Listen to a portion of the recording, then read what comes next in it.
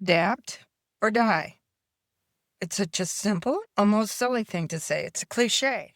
It's a truism. Adapt or die. Adapt or lose your way. It's the single most important principle of evolution. Adapt or go extinct. Survival of the fittest means survival of the most adapted, and the most adapted. Things change. Situations change. So you have to change too. So why don't people do it? Why do people refuse to adapt, preferring extinction instead? I could try to answer that question, but I'll forgo that for today. I'll just point out a few examples of how I see the powers that be in the United States of America refusing to adapt and therefore drifting themselves, and maybe all of us, or maybe even hurtling all of us, toward our own form of extinction. So, example number one is clinging to ideas about growth, particularly economic growth. Capitalism, as you may or may not know, is in practice dependent on the concept of continuous economic growth to maintain itself in the form that Americans have been finding acceptable.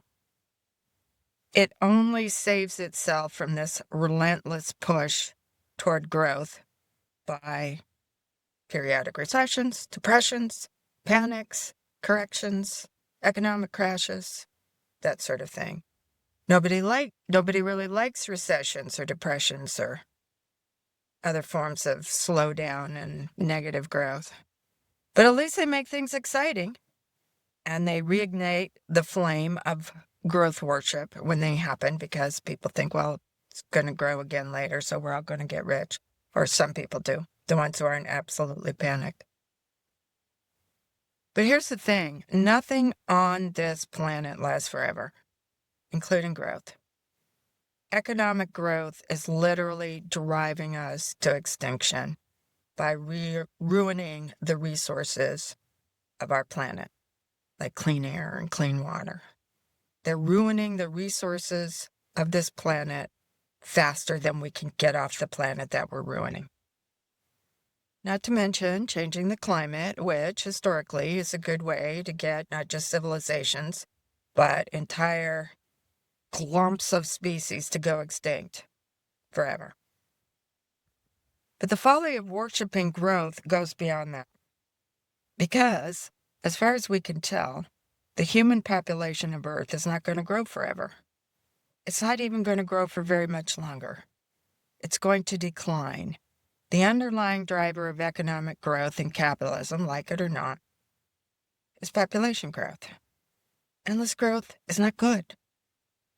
Which means it's time to start figuring out how to jump off the capitalism as we know it boat and swim to the shore of another economic system. One that does not require endless economic growth.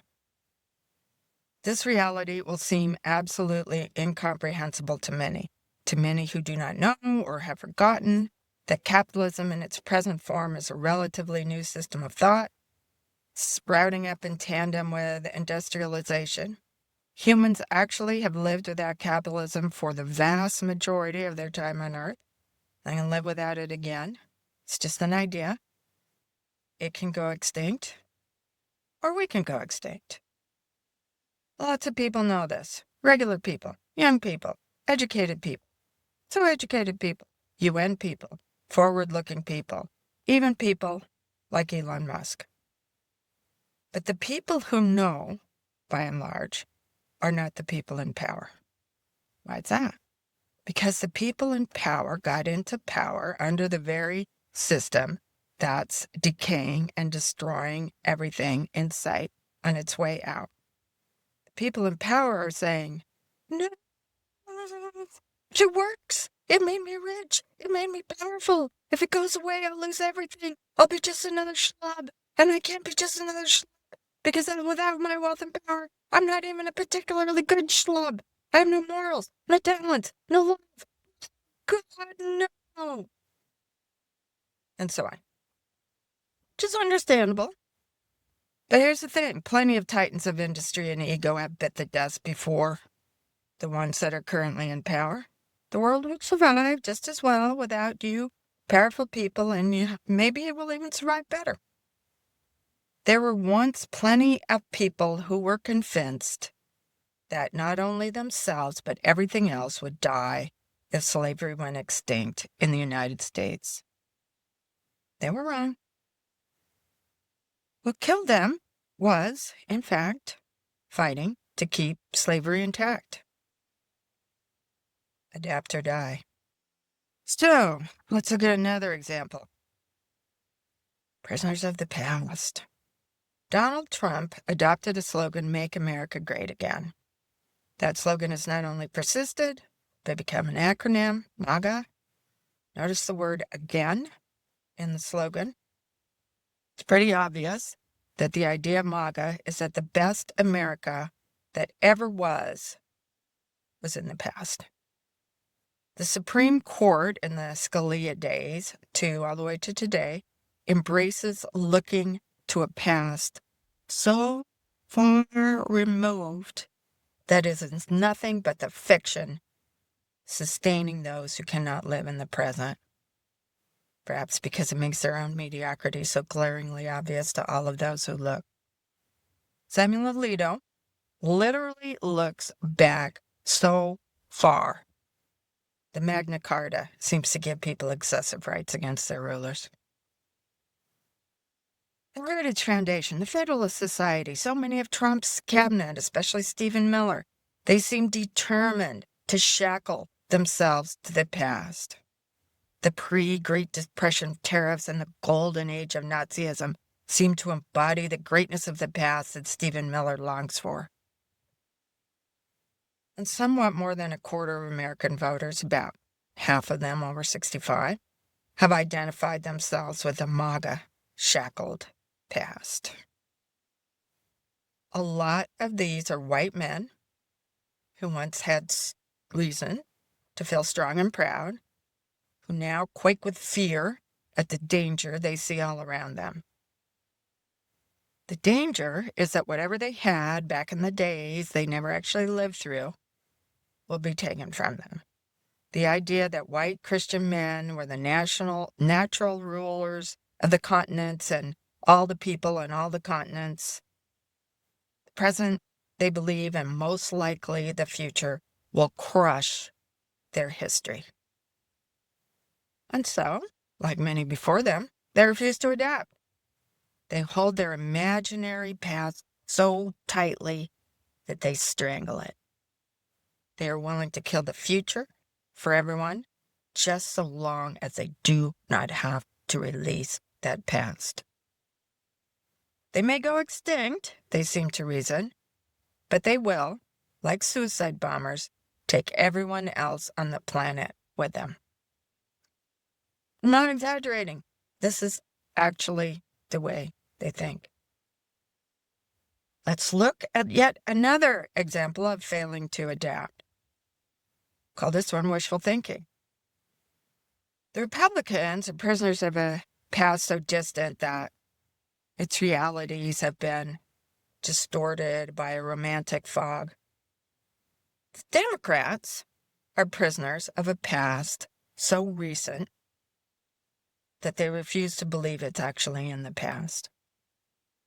We did civil rights. Nancy Pelosi screams at young people living in a reality where capitalism no longer works for them. It's like screaming, "I upgraded the kitchen in 1960," to someone whose house is burning down now. To make it even worse, these dinosaurs are presiding over the dismantling of the very things they take credit for. That kitchen you upgraded is falling apart now. Still, these Democrats bask like lizards in the sunshine of cozy insider trading for elected reps, a nice health care and pension system that nobody else gets, Wall Street and APAC donors, and an absolutely complete disconnection of the realities of real people living in Alabama. Or anyone else in the country who doesn't haul in at least 6 figures a year. Democratic voters, to their credit, often vote against their economic interests, trying to vote for prosperity for all, not just the rich. But they still continue to benefit from the high-paying jobs in desirable cities, swelling 401ks, and ever-increasing home prices. Everything the Republicans say will benefit Republican voters doesn't. But the policies do benefit the affluent coastal cities. So they're doing well. They're doing fine. That won't last forever. May not last to the end of 2026. Although the number of people who self-identify as Democrats seems to be an ever-decreasing number, those that remain are still powerfully tempted to tell themselves that things are really still the same. Won't be the same. Can go back to normal. That their current success is their future success. The entire Democratic Party is failing to adapt. Their success is not only slipping away, self-destructing in an explosion of failing to do the right thing. As though doing the right thing doesn't matter anymore. The party establishment lives in a recent past that, like all pasts, wasn't nearly as rosy as they think it was. The dinosaur Democrats don't want anything new, anything that disrupts the comfort they think they've earned. Of course, there are plenty of people who are left-leaning who are not dinosaur Democrats, who realize all too well that a party on the left side of political opinion in the U.S. has to be almost completely different from the one that already exists. That they have to adapt, that they have to realize and react to what Republicans under Trump are actually doing, and not what the mythical Republicans did under Ronald Reagan. The current moment is one of great failure and of great opportunity as well. There's been a vibe shift. The winds of change are howling. The past is gone. It's been blown away in the tornado that is Donald Trump. We've all got to adapt, whether we like it or not. But there is great opportunity if we are willing to get pretty fed up with looking backward.